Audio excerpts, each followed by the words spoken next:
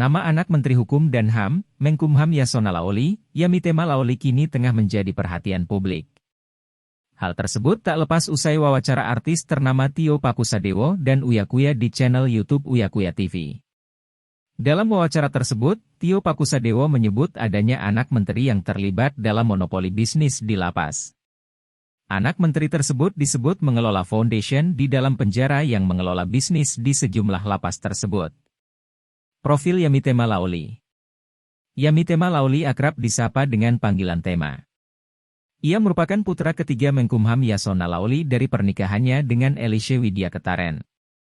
Tema memiliki 3 saudara kandung, yakni Nofrida Lisa Isabella Laoly, Francisca Putri Askari Laoly, dan Jonathan Romi Laoly.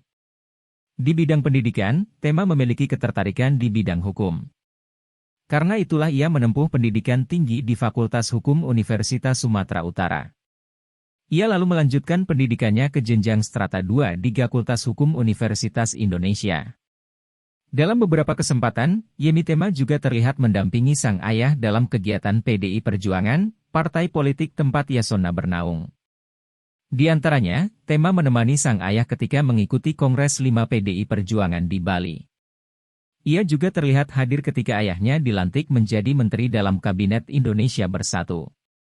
Pernah terseret kasus korupsi. Yamitema Laoly pernah terseret kasus dugaan suap wali kota Medan nonaktif Dulmi Eldin pada 2019 lalu. Ia sempat diperiksa oleh Komisi Pemberantasan Korupsi, KPK dan dicecar mengenai proyek-proyek Dinas PUPR Medan yang diduga dikerjakan oleh perusahaan miliknya. Namun ia lepas dari jerat kasus dugaan korupsi tersebut dan tidak menjadi salah satu tersangka.